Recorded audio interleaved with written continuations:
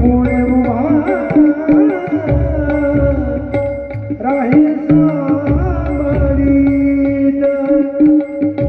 आलिया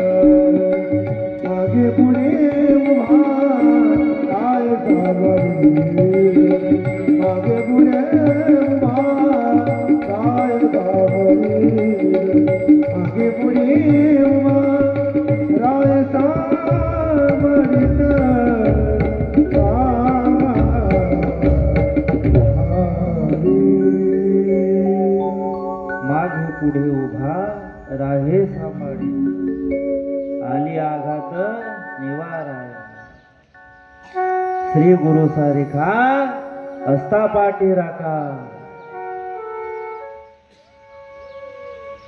जर आपल्या मागे भगवंताची आपल्या गुरुची जर आशीर्वाद शक्ती आपल्या मागे असेल, जो आली आघात निवाराया, जो आघात आहे मागे पुढे उभा राहे सांभाळीत आली आघात मागून येणारा जो घात आहे, सामोरून येणारा जो घात आहे, ते निवारण्याचं एकमात्र ज्याच्यामध्ये शक्ती आहे ते शक्ती म्हणजे आहे कृष्ण शक्ती। कोणती शक्ती आहे? कृष्ण शक्ती।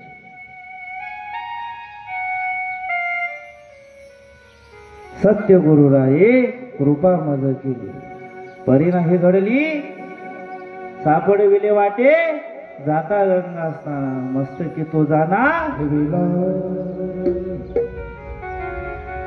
सत्य गुरुराय कृपा मज केली। त्या गुरुची जर आपल्यावर कृपा झाली, जर खरंच आपला गुरु सत्य असेल, गुरु या चल्याचा विनवाद दोघाचा, दोघे हे बुडाले ठाव नाही। माय बापू असा गुरु करा की जे गुरु केल्यानंतर आपल्या शिष्याचा उद्धार करेल। नाहीतर काय, कारल्याचा वेल लिंबावर गेला कैसा आला रंग संगतीचे गुण। ज्या प्रकारे कारल्याचा वेल लिंबाच्या झाडावर गेला, त्याचा रंग रूप गंध सर्व त्या लिंबाला येऊन जाते, त्याच प्रकारे आपल्या सोबत सुद्धा झालं नाही पाहिजे। गुरु अधिकारी असला पाहिजे। म्हणून काय म्हणते वेदांत शास्त्र? यम नियम आसन प्राणायाम प्रत्याहार धारणा ध्यान समाधी। काय आहे यम? कोणकोणत्या यम? सत्य, मुखाने नेहमी सत्य बोलले पाहिजे। असं म्हटलं जाते शास्त्रामध्ये की सकाळी 3 ते 5च्या दरम्यानमध्ये जो कोणीही उठून आपल्या गुरुच्या मंत्राचा जप करेल, भगवंताच्या नामाचा जप करेल, सत्य होईल त्याहीची वाचा। तो जो बोलेल, तोंडातून शब्द काढेल, तो खरा होईल, सत्य होईल याहीची वाचा। सत्य होणार। जर त्याने एखादी शब्द काढला की तुझं 2 मजली घर होईल, त्याचं 2 मजली घर होणार। त्या व्यक्तीने शब्द काढला तोंडातून, मुलाला नोकरी लागणार तर नोकरी लागणार, सत्य हो यायची आवाज। कशामध्ये आहे ते? यम मध्ये। नंतर काय यम मध्ये? अहिंसा। अहिंसा परमो धर्म. कधीही कोण्या प्राण्याची हिंसा करू नये. जो हिंसा करून आपलं पेट पाळतो, आपली भूक मिटवतो. एकाठी कोंबड्या कापत राहतो आणि एक कोंबडी सहज असते. त्या कोंबडी कापणारा त्या कोंबडीला म्हणतो, का हसत आहे तुला? आता तुझा तर मृत्यू होणार आहे, मी तुला कापणार आहे, मग तुला हसण्यामागचे कारण काय? ते कोंबडी त्या कसायाला, त्या खाटकाला उत्तर देते, अरे ज्या प्रकारे आज तू मला कापत आहे, जर मी फक्त लोकांचे थोडेसे दाणे खाल्ले तर आज मला तुझ्या हातातून मृत्यू येत आहे. तू मला कापत आहे. तू विचार कर की तू किती कोंबड्याला कापले आहे, मग तुझ्या लेकराला कसं नाही नरकामध्ये कापणार? तुला किती वेळा नरकामध्ये कापल्या जाईल याची तुला कल्पना आहे का? म्हणून कोणाचीही हिंसा करू नये. हिंसा परमो धर्म.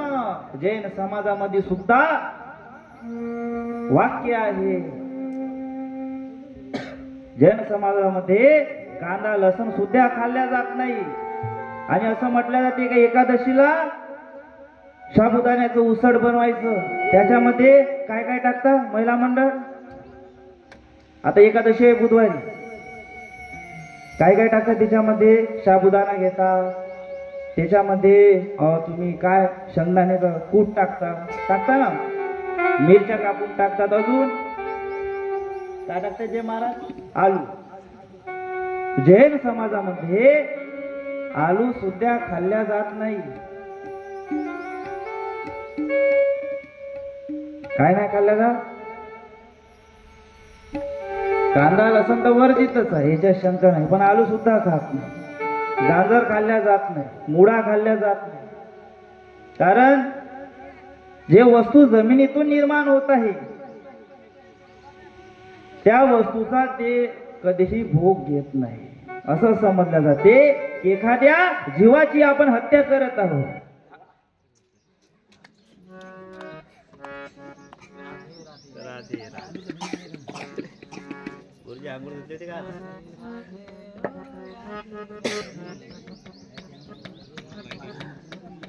आज कृष्ण लग्न आहे म्हणून तयारी करणार स्पेशल.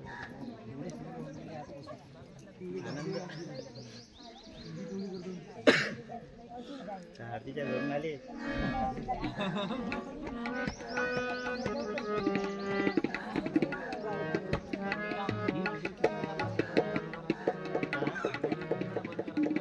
नाही बंद चांगलं वाटत नाही.